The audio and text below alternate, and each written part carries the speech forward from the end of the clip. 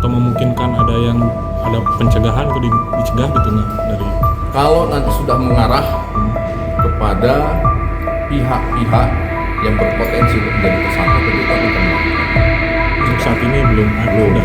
Belum.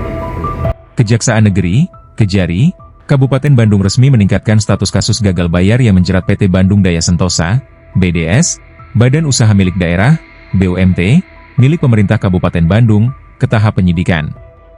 Peningkatan ini menyusul ditemukannya unsur dugaan tindak pidana korupsi dalam kegiatan pengadaan ayam Boneles Dada yang menjadi fokus perkara. Kepala Kejari Kabupaten Bandung, Doni Haryono Setiawan, menyampaikan bahwa keputusan untuk menaikkan status perkara tersebut didasarkan pada hasil pengumpulan sejumlah bukti yang mengindikasikan adanya perbuatan melawan hukum.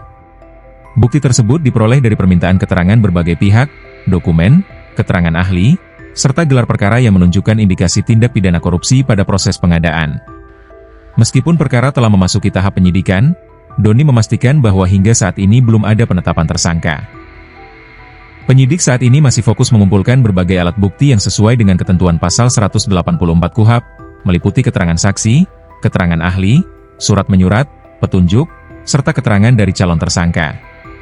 Dalam penyidikan tersebut, tim kejaksaan telah memeriksa berbagai pihak yang terkait langsung maupun tidak langsung dengan kasus ini, termasuk pihak internal PT BDS, para vendor, rumah potong ayam, RPA, dan PT Cahaya Frozen Raya yang diketahui sebagai mitra usaha utama dalam pengadaan ayam Boneles Dada. Doni juga menegaskan bahwa proses penyidikan akan terus berjalan secara profesional dan mendalam. Bila bukti-bukti sudah mengarahkan pada pihak-pihak tertentu yang diduga terlibat, pihaknya tidak menutup kemungkinan akan melakukan tindakan pencegahan sesuai prosedur hukum guna mengantisipasi risiko penghilangan barang bukti atau pelarian tersangka. Namun, hingga saat ini belum dilakukan pencegahan karena belum adanya penetapan tersangka resmi. Kejari tetap berkomitmen untuk mengusut perkara ini secara transparan agar fakta-fakta yang sebenarnya dapat terungkap. Kasus ini menjadi perhatian publik karena melibatkan BUMT yang memiliki peranan penting dalam pengelolaan ekonomi daerah. Dugaan tindak pidana korupsi pada pengadaan ayam Boneles Dada ini menunjukkan perlunya pengawasan ketat dan integritas tinggi dalam pengelolaan keuangan dan barang milik daerah. Doni mengimbau seluruh pihak agar mempercayakan proses hukum kepada institusi yang berwenang dan bersabar menunggu hasil penyidikan secara objektif dan adil. Oke, sip. Baik, terima kasih teman-teman media semua yang kami hormati dan kami banggakan, memenuhi janji kami pada press release yang kita lakukan sebelumnya terkait dengan kegiatan penyelidikan dugaan tindak pidana korupsi pada kegiatan suplai ayam Boneles Dada di PT BDS tahun 2024 Kabupaten Bandung.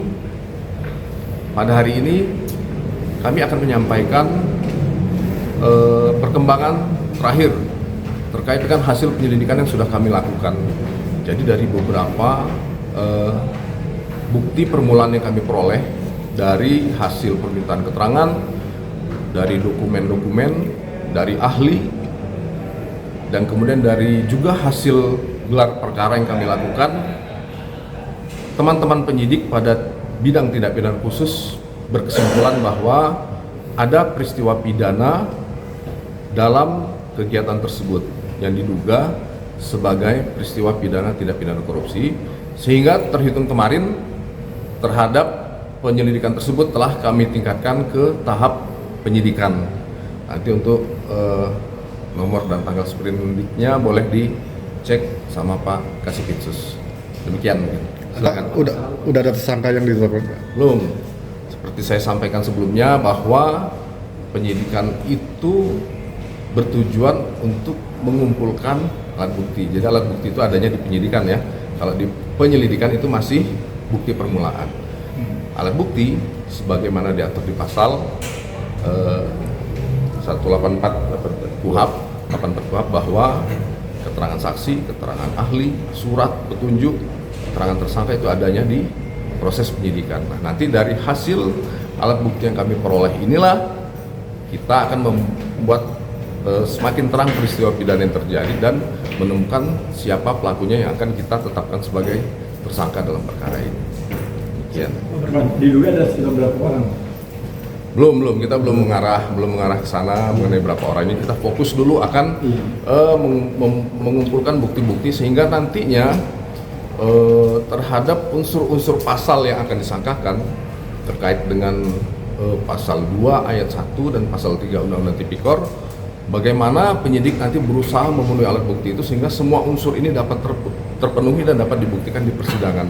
Di sana ada unsur setiap orang, ada unsur melawan hukum atau menyalahgunakan wewenang, kemudian ada unsur menguntungkan diri sendiri, orang lain atau korporasi, dan ada unsur juga memperkaya, ada unsurnya juga di sana merugikan negara atau merugikan perekonomian negara.